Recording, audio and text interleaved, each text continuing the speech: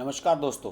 राहुल गांधी की आज महंगाई के खिलाफ हल्ला बोल रैली थी। आप सब लोगों ने देख लिया होगा, टेलीविज़न पे 2-3 घंटे तक उसकी कवरेज चलती रही। सारे नेता भाषणबाजी करते रहे, बहुत लंबा एक आयोजन रहा।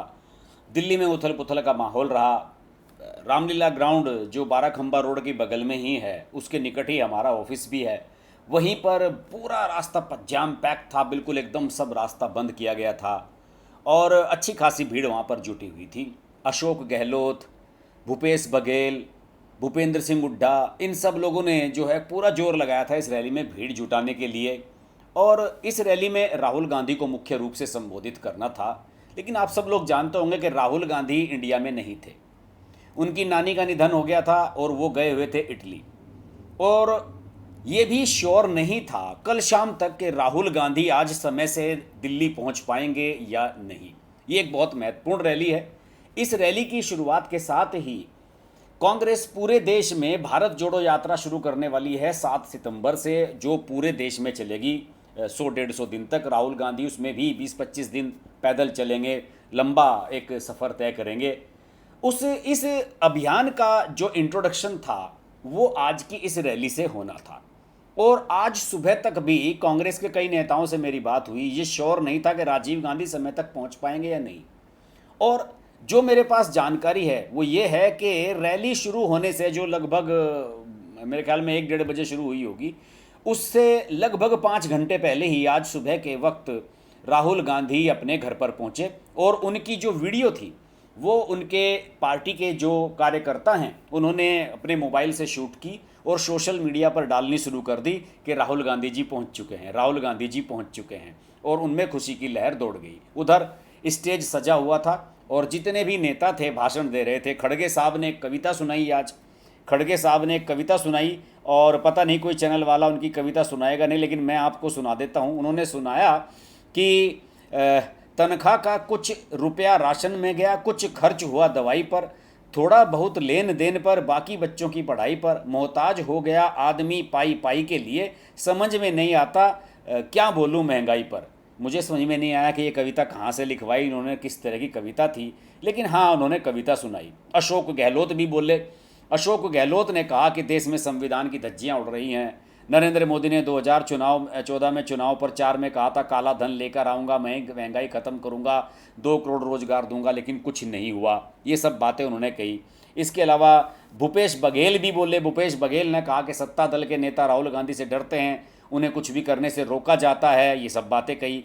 अधीर रंजन ये कह रहे थे, अधीर रंजन ने शायद गुलाम नबी आज़ाद पर कमेंट कर दिया कि लोकसभा में कांग्रेस नेता हैं ये अधीर रंजन। इन्होंने कहा कि कांग्रेस में आना आसान है, जाना आसान है, लेकिन टिके रहना बहुत मुश्किल है। बिल्कुल सही बात कही। वहाँ पर तो अधीर रंजन जैसा आदमी ही टिक सकता है। और सचिन पायलट जो अशोक गहलोत की टांग खींचने के लिए बेचैन बैठे रहते हैं राजस्थान में, उन्होंने कहा कि देश में महंगाई से लोगों की कमर टूट रही है। जब बीजेपी विपक्ष में थी तो जीएसटी का विरोध करती थी और आज हर चीज़ पर जीएसटी लगा दी है। आज डीजल पेट्रोल सब कुछ महंगा हो रहा है। ये सब बातें कही।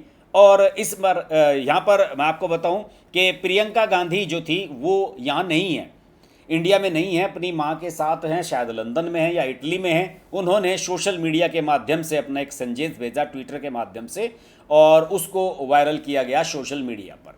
अलबत्ता राहुल गांधी समय से वहाँ पर पहुँच गए और राहुल गांधी ने फिर बातचीत अपनी शुरू कर दी, जो हमेशा ट्रेडिशनल उनकी बातें होती हैं राहुल गांधी की।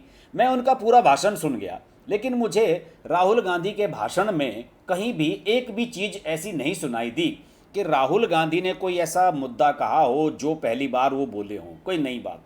हाँ, उन्होंने एक बात जरूर कही, नई बात जो थी कि हमें इस रैली की ज़रूरत क्यों पड़ी। उन्होंने कहा कि हमें इस रैली की ज़रूरत इसलिए पड़ी, इस पदयात्रा की ज़रूरत हमें इसलिए पड़ी क्योंकि हमें पार्लियामेंट में बोलने नहीं दिया जाता है, कहीं भी हमें बोलने नहीं दिया जाता है। टीवी, अखबार सब कुछ इन लोगों के हाथों बिक चुके हैं। तो इसी वजह से हमें यहाँ इस जनसभा की और इस तरीके से पदयात्रा निकालने की ज़रूरत पड़ी। वैसे राहुल गांधी को मैं याद दिला दूँ कि पार्लियामेंट के सेशन में जो व्यवधान थे सारे के सारे वो कांग्रेस की तरफ से ही पैदा किए जा रहे थे। कांग्रेस के कार्यकर्ता नेता ही लगातार वहाँ पर व्यवधान करते थे, बायकाट करते थे, हल्ला मचाते थे और कांग्रेस की कोई भी कार्रवाई नहीं चलने देते थे। बोलने का मौका सबको दिया जा रहा था, लेकिन ये लोग बोलना ही नहीं चाह रहे थे पार्लियामेंट में। खैर, कोई बात नहीं।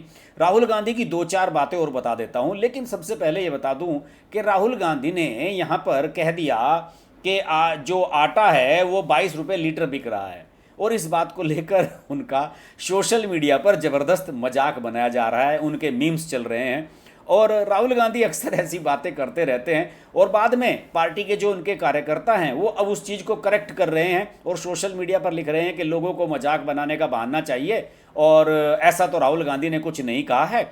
और ऐसे तो स्लिप ऑफ द टंग ये हो ही जाता है कि जबान तो थोड़ी बहुत कहीं फिसल ही जाती है। लेकिन हकीकत बात यह है कि अगर आप अभी सोशल मीडिया पर हैशटैग राहुल गांधी सर्च करेंगे तो उस पर आपको इस वीडियो की क्लिप ज़्यादा मिलेंगी जिसमें वो आटे को 22 रुपये लीटर बता रहे हैं और उनका मजाक बनाया जा रहा है। वैसे राहुल गांधी ने कुछ और बातें भी कही, लेकिन वो सब बातें वही हैं जो वो पिछले 5 साल से बोलते आ रहे हैं। उन्होंने ये भी कहा कि केंद्रीय सरकार जो है वो केंद्रीय जांच एजेंसियों का दुरुपयोग कर रही है।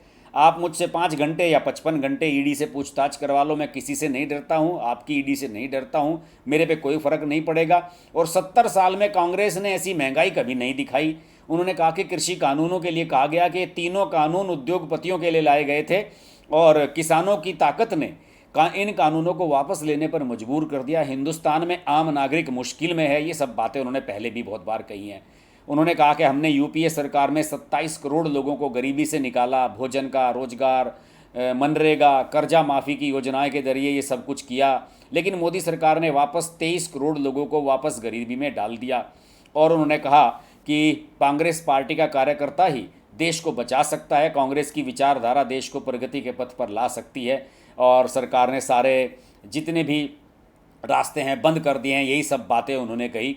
कृषि कानूनों को कहा कि 3 काले कानून हैं जो केवल 2 उद्योगपतियों के लिए लाए थे, और बीजेपी ने जीएसटी को बदला, अलग अलग टैक्स थोपकर स्मॉल मीडियम बिजनेस, किसान, मजदूर, छोटे दुकानदारों पर ज़बरदस्त चोट की।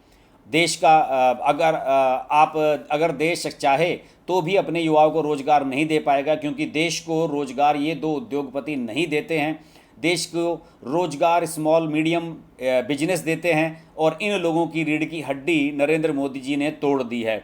आज जो बेरोजगारी दिख रही है वो भी आने वाले समय में बढ़ेगी। ये सारी बातें राहुल गांधी कहते रहे, और मैंने आपको उनके कुछ तस्वीरें भी दिखाई इस रैली की।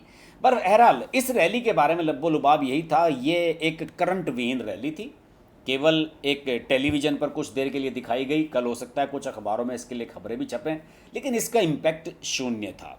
जितनी भी भीड़ थी वहाँ पर भूपेंद्र सिंह हुड्डा, अशोक गहलोत ये सब लेकर आए थे, क्योंकि यहाँ पर जल्दी चुनाव होंगे तो इन्हें सीएम बनना है वहाँ का।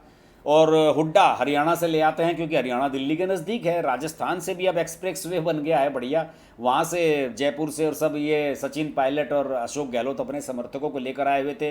भूपेश बघेल और अशोक गहलोत इन सब लोगों ने पैसा खर्च किया हुआ था इस पर, यही व्यवस्था देख रहे थे। अशोक गहलोत तो कल शाम से यहाँ पर पूरी व्यवस्था देखते हुए नज़र आ रहे थे। तो इस रैली का कोई असर नहीं है, कोई इम्पैक्ट नहीं है। राहुल गांधी इसमें कोई भी नई बात नहीं कह सके, अलबत्ता मजाक का पात्र जरूर बन गए। और इस रैली के आयोजन के बाद मुझे लगता नहीं है कि जो भारत जोड़ो यात्रा कांग्रेस की होने वाली है उससे कोई इम्पैक्ट क्रिएट होने वाला है। बहरहाल राहुल गांधी की रैली हो गई और राहुल गांधी अब आराम से अपना चले जाएंगे। अब पता नहीं कितने दिन बाद वो भारत जोड़ो यात्रा में पैदल चलते हुए आपको दिखेंगे। आपको ये वीडियो कैसा लगा ज़रूर बताइए। वीडियो पसंद आया तो लाइक कीजिए, शेयर कीजिए। चैनल का कंटेंट पसंद आ रहा है तो प्लीज़ इसको सब्सक्राइब कीजिए, नोटिफिकेशन के लिए बेल आइकन प्रेस कीजिए और जुड़े रहिए हमारे साथ। नमस्कार।